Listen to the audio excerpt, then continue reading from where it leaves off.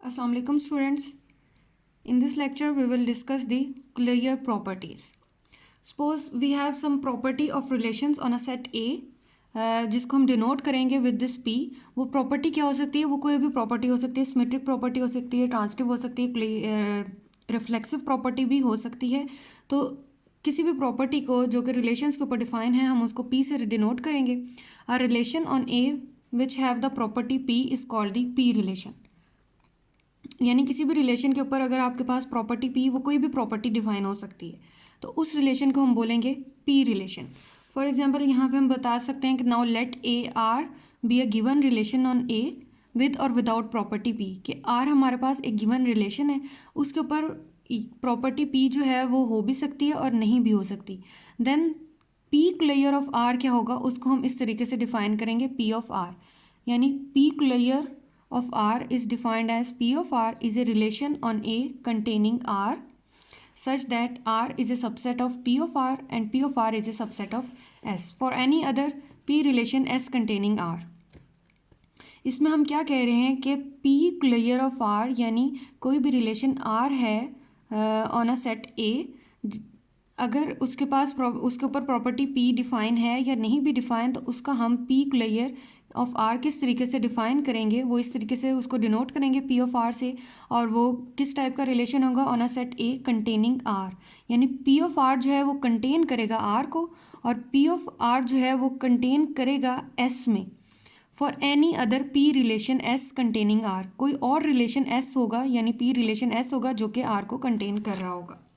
इसी तरह अगर हमारे पास कि कोई भी प्रॉपर्टी P है जो कि इट सेल्फ पे डिफाइन है, if R itself has property P, यानी कोई भी रिलेशन है उसके ऊपर प्रॉपर्टी P है, तो उसको हम इस तरीके से डिफाइन करेंगे R equal to P of R. Okay, ये अब देखिए,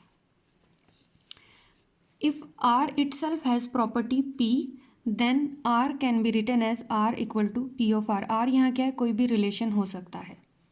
अब हम देखते हैं कि रिफ्लेक्सिव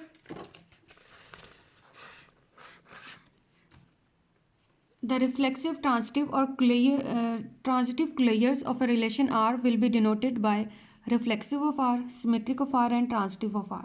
यानी इन सब के जो क्लेयर्स हैं उनको हम किस तरीके से डिफाइन करते हैं, R, reflexive R, symmetric R and transitive R. Clear means कि इन सब रिलेशंस के ऊपर कोई ना कोई अगर प्रॉपर्टी डिफाइन है, और वो प्रॉपर्टी किस तरीके से डिफाइन है कि उसमें हमारे पास R सबसेट होगा P ऑफ R का. P ऑफ R जो होगा वो सब कंटेन करेगा इन सम रिलेशन S में for any other P relation S containing R. तो उसमें हमारे पास ये जो प्रॉपर्टीज़ हैं उनके ऊपर उनका क्लियर हम किस तरीके से डिफाइन करते हैं. सो फर्स्ट हम देख लेते हैं कि रिफ्लेक्सिव क्लियर क्या होता है, रिफ्लेक्सिव और सिमेट्रिक क्लियर क्या होता है. तो let R be a relation on a set A, then R union del of A. Del of A we know that is the equality relation, या इसको हम बोलते हैं डायगोनल रिलेशन. यानी डेल A किसके इक्वल था, ऐसा सेट, ऐसा रिलेशन जिसमें हमारे पास इस टाइप के एलिमेंट होते हैं A बिलोंग्स टू R. तो इस टाइप के रिलेशन को हम इक्वालिटी रिलेशन भी बोलते हैं या डायगोनल रिलेशन भी बोलते हैं. तो अगर किसी भी R एक रिलेशन आना सेट A पे और उसमें हमारे पास अगर हमने रिफ्लेक्सिव क्लियर फाइंड करना है तो हम R में डेल A के एलिमेंट्स को ऐड कर देंगे, यानी वो एलिमेंट्स को ऐड करेंगे जो R में इंक्लूड नहीं है. इसी तरह सिमेट्रिक क्लियर क्या होगा, हमने R यूनियन R इन्वर्स ले लेना है, यानी R में ऐसे एलिमेंट्स को ऐड कर देना है जो कि R के एलिमेंट्स का रिवर्स होंगे. इसको आप एग्जांपल से भी देख सकते हैं.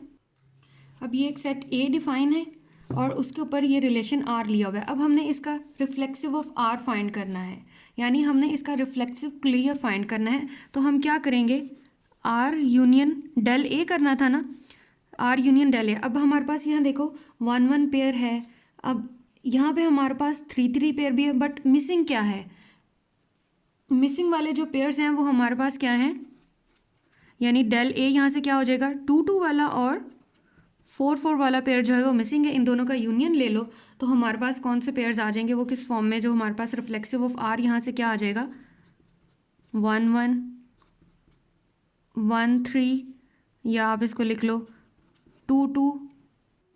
ये आपके पास आ जाएगा रिफ्लेक्सिव क्लियर. यानी R में जो जो डेल यानी डायगोनल रिलेशन के एलिमेंट्स मिसिंग थे उसका हमने आर के साथ यूनियन ले लिया। अब नेक्स्ट हमने क्या चेक करना है, इसका सिमेट्रिक रिलेशन फाइंड करना है, सिमेट्रिक क्लियर फाइंड करना है। तो सिमेट्रिक क्लियर को किस तरीके से डिफाइन किया हुआ है, आर यूनियन आर इनवर्स। अब आर का आपने यूनियन ले लेना है ऐसे एलिमेंट्स के साथ जो आर में इन्वॉल्व नहीं है, यानी यहाँ से आर यूनियन क्या आ जाएगा,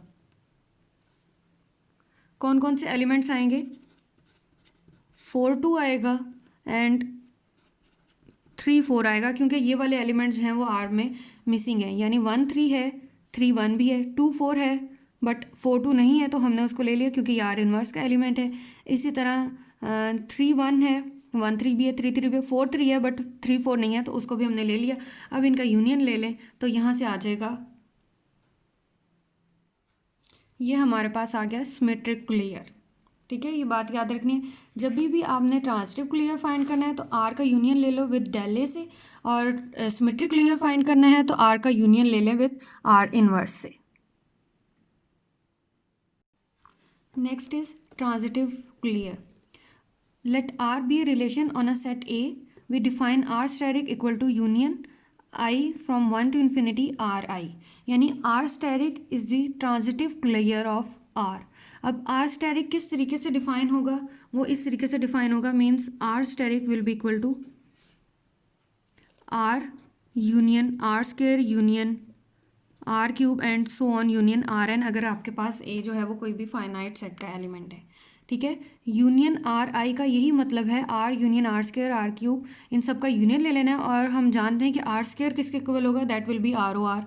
इसी तरह आर क्यूब किसके इक्वल होगा, that will be equal to R square of R. Similarly R n किसके इक्वल होगा, R n minus 1 no R. तो हर पेयर का, यानी आर का यूनियन ले लो आर स्क्वायर के साथ, फिर आर का स्क्वायर का यूनियन ले लो आर क्यूब के साथ, जितने उस सेट में एलिमेंट है। अब यहाँ पे देखें एग्जांपल में ए सेट है, इसके एलिमेंट है 1 2 3 और एक रिलेशन आर डिफाइन है। अब यहाँ से हमने इसका ट्रांजिटिव क्लियर फाइंड करना है।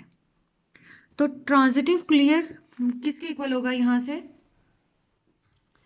Transitive clear will be equal to R union R square union R cube, क्योंकि ए के 3 एलिमेंट्स हैं इसलिए हमने आर क्यूब तक लेना है। अब फर्स्ट क्या फाइंड करें, पहले आर स्क्वायर फाइंड कर लें फिर आर क्यूब फाइंड कर लें। आर स्क्वायर कैसे फाइंड करना है, R square which means R o R. अब यहाँ से आपने क्या करना है, 1 is related to 2 and 2 is related to 3, तो फर्स्ट पेयर यहाँ से क्या आ गया, 1 3 का पेयर आ गया। आर में आपने इटसेल्फ देखना है ना। अब सेकेंड है 2 is related to 3 and 3 is related to 3, so यहाँ से क्या आ गया, 2 3 का पेयर आ गया, 2 3 का पेयर आ गया। नेक्स्ट 3 इज़ रिलेटेड टू 3 और 3 जो है वो हमारे पास सेम एलिमेंट्स हैं, तो थर्ड पेयर यहाँ से क्या आ गया, 3 3 वाला आ गया। ठीक है, आर स्क्वायर फाइंड कर लिया।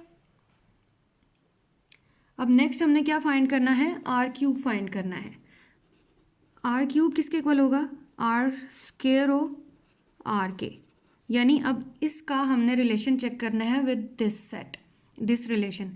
अब 1 is related to 3, here 3 is related to 3, so first pair is 1 3, then 2 is related to 3 and 3 is related to 3, so second pair is 2 3, then 3 is related to 3 and 3 is related to 3, तो यहाँ से आ जाएगा हमारे पास 3 3 pair आ जाएगा।